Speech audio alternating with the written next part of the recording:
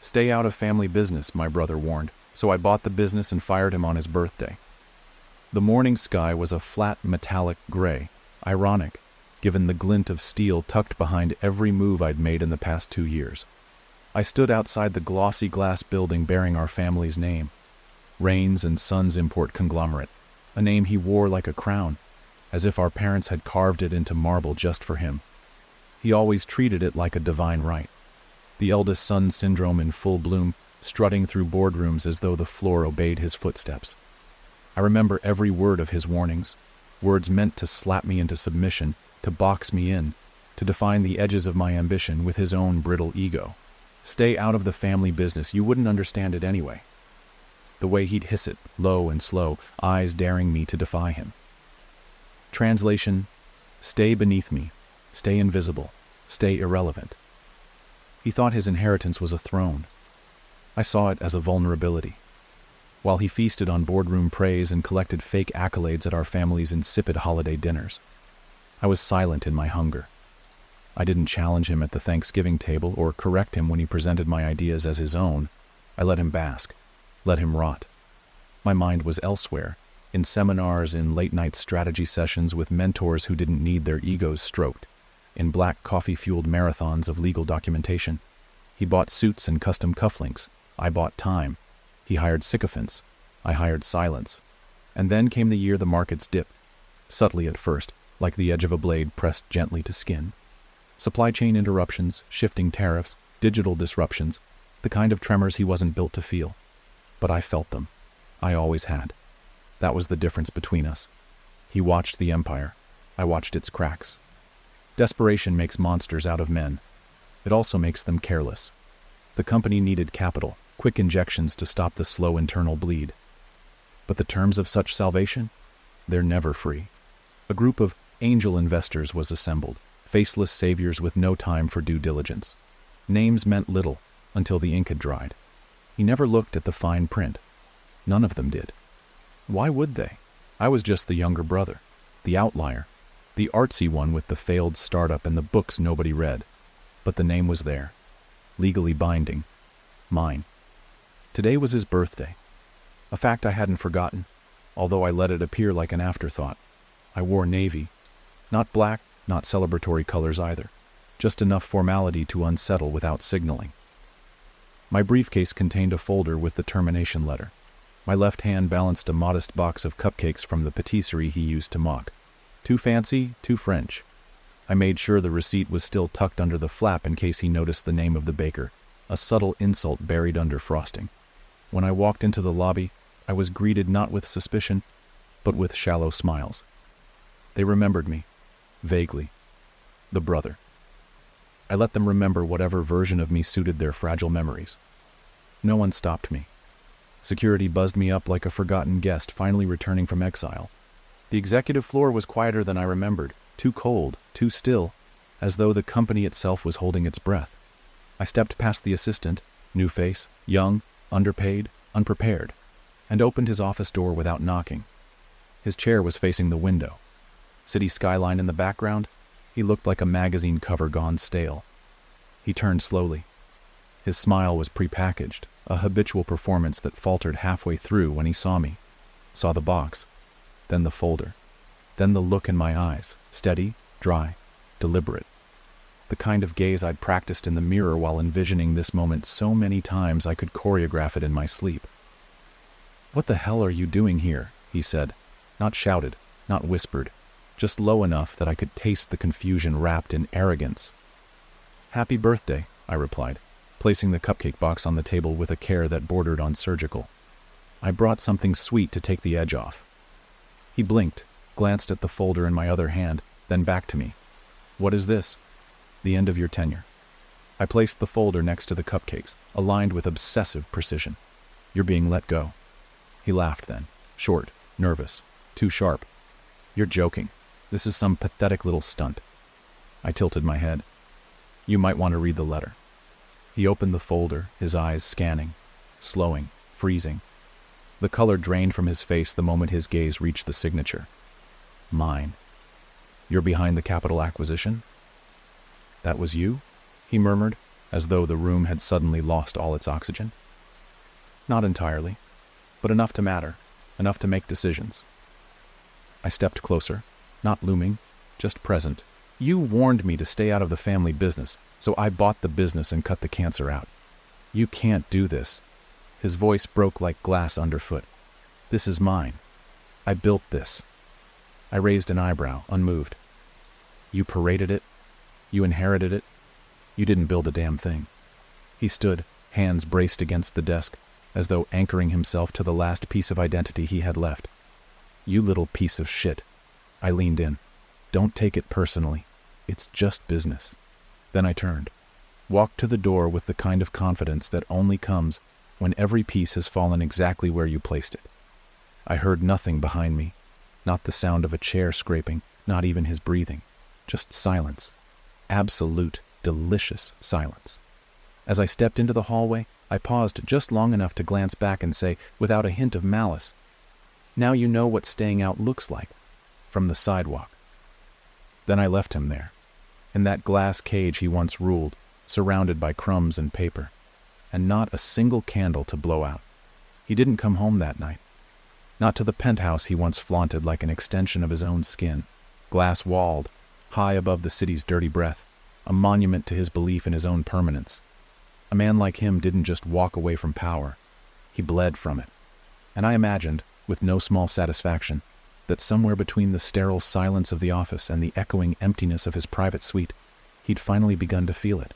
The fracture, the loneliness, the humiliating truth that the world he believed he owned had evicted him without warning. I didn't celebrate. Not outwardly. There were no toasts, nothing fancy or crazy stuff. That wasn't the point.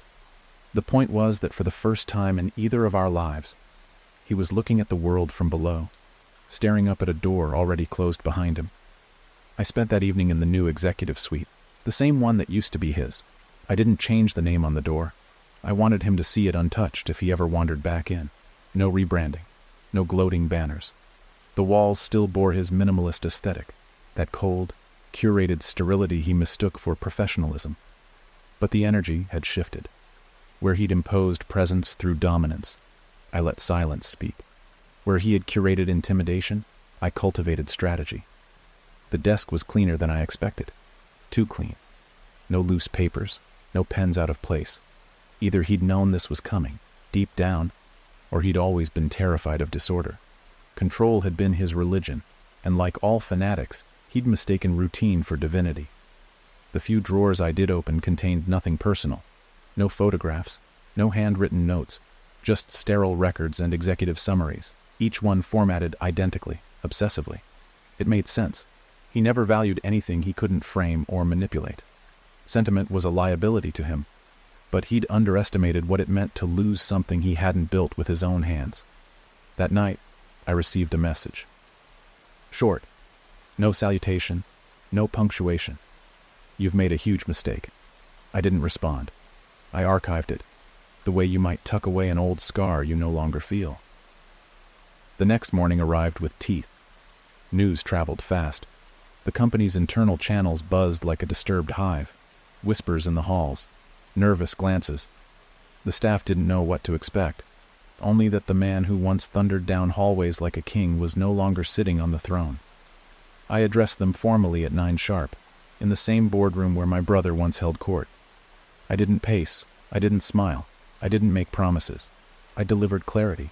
The transition was not hostile. It was surgical, efficient, legal. I confirmed continuity of operations, introduced the restructured leadership tiers, and assured them that none of their roles were under threat unless their performance invited scrutiny.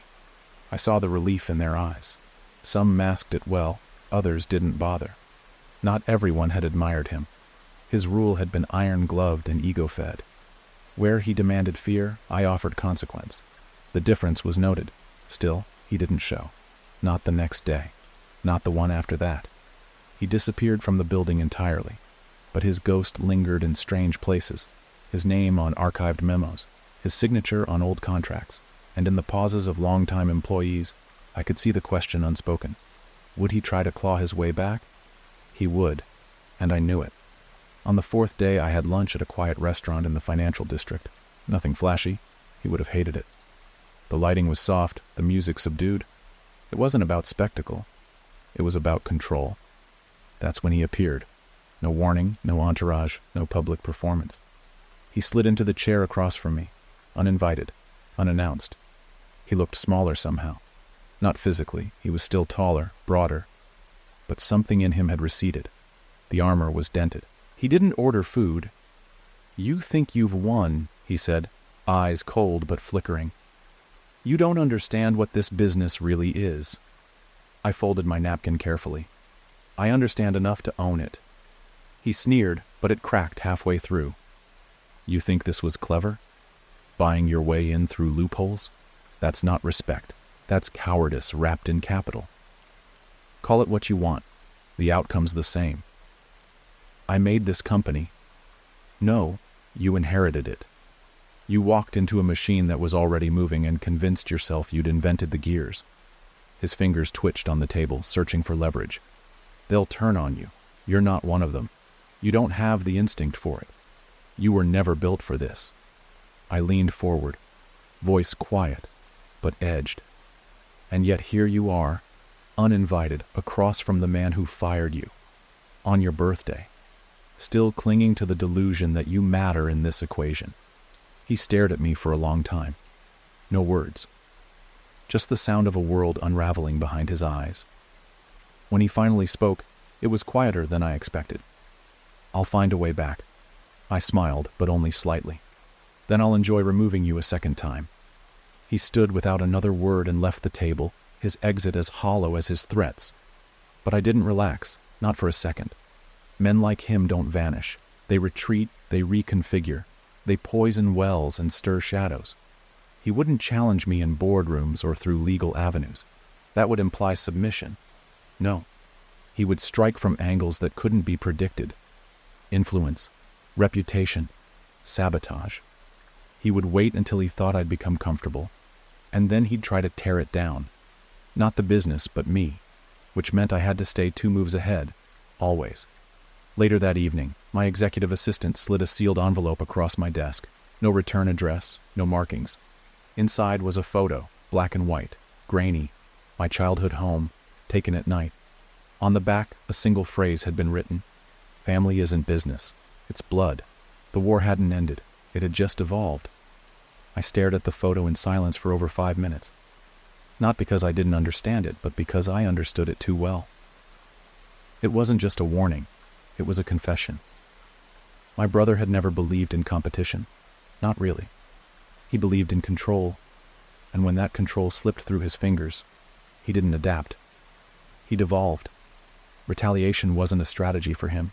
It was a reflex. And like all injured animals, he didn't think clearly when cornered. But I had never stopped thinking. The photo's message was unsubtle, as if he believed I would crumble under something as primitive as intimidation. My childhood home had long since passed out of the family's hands, sold off during one of the quieter financial winters we never discussed at dinner. He'd chosen it for the symbolism, not the accuracy, a reminder of origin, of blood ties and family ghosts. But to me, that house meant little beyond chipped bricks and a front porch that always leaned to one side. Still, symbolism was dangerous in the hands of a desperate man. I didn't bring in security. That would have been performative. Instead, I called a meeting, private, early. I summoned the top brass, those who had inherited power after his fall, and those who had always quietly kept the company running while his shadow loomed over them. We met in a lower-level boardroom with no windows, no cameras, just clarity. "He's watching," I said without raising my voice. "He's probing, and he's hoping someone here still answers to him." A few eyes twitched. That was expected. "So, here's what we do," I continued, sliding folders to each of them. "We bleed the parts of the company he once had leverage over. We reassign loyalists, dissolve non-essential assets, and restructure any shell corporations that still trace back to his old networks." One of the older executives frowned. "That will attract attention.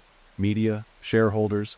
Better they hear it from a press release than a police report," I interrupted, tapping the envelope with the photo inside. "He's not coming back with lawyers. He's coming back with silence and shadows. We respond with light." No one disagreed. Not aloud. That night I returned to the penthouse. Not his, mine now. Not because I wanted to live there, but because I wanted to redefine it. Every symbol he had once weaponized against me, I would overwrite them, erase him without erasing the structure. He tried again 3 nights later. An internal memo was leaked, a fabricated scandal, claims of investor fraud tied to my acquisition, designed to cast doubt on the legitimacy of my ownership.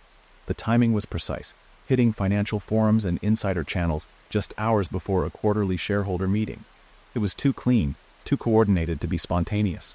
And yet, I had already anticipated it. When the story broke, I let it circulate for exactly 24 hours. Then I released everything. The purchase contracts, the bank transfers, the silent investor logs, even the recordings, legally obtained, of his final days in power, where he'd quietly attempted to move assets into an offshore account under a false name. His name. The media spun. The shareholders pivoted. The weight shifted, and he vanished again. But I was done waiting for him to crawl back into the light. It was time to finish this. He had a network still. Friends from college who'd become something dangerous in private equity. Former executives who owed him favors. A journalist or two who'd once been invited to one of his grotesque, gilded birthday parties. I traced every one of them, not through subpoenas, but through precision. I didn't attack them. I replaced them. I offered their rivals better deals, bought their silence with opportunity instead of fear. You don't defeat a legacy by destroying it. You defeat it by making it irrelevant. I didn't hear from him again for a month. And then suddenly I did. An invitation, handwritten, delivered by courier. No return address, no fanfare. Meet me at the Edge, it read. It was signed with our father's full name. The Edge turned out to be a private pier outside the city. Once a family-owned shipment dock, long since decommissioned. He stood at the end of it, looking out at the water like he thought the tides still answered to him. He didn't turn when I approached. Just spoke, voice low. You ruined everything. I kept walking until I stood beside him. The ocean lapped quietly at the wood below. No, I said calmly. I ended what was already rotten. You didn't win, he said, almost to himself. You just replaced me. That's not justice. That's theater. It was never about justice. That's your fantasy. I looked at him, studied the way time had finally started to etch into his skin. It was about equilibrium, balance. You tipped the scales too far for too long. He finally turned to face me. And what? Now you think you're clean? You think you're better than me? I think I'm still standing, I said. And you're a man who built a fortress on sand. He reached into his coat slowly, pulling out one last envelope. No theatrics, just finality. This is everything, he said. The blackmail files, the old accounts, all of it. Burn it, bury it. I don't care. I'm done. I took the envelope. Heavy, dense with history. And then what? I asked. You disappear? He smiled, but it was thin, hollow. I already did. We stood there for a moment, the water indifferent around us. The wind carried salt and silence. And then, without another word, he turned and walked away. Not like a man beaten, but like a man unhooked from something. A man whose war had become too heavy to carry. I watched him go. I didn't follow. I didn't call out. I just stood there until the water turned dark. The next day, I resigned. The board didn't fight me. I handed the reins to someone I trusted, someone who'd worked beneath both of us and survived. I made no speeches. I offered no reasons. I left the way I had arrived in this story. Quietly, deliberately. I didn't take the penthouse. I didn't keep the name. I didn't need the empire. I had already won, and some victories taste better when you leave them behind.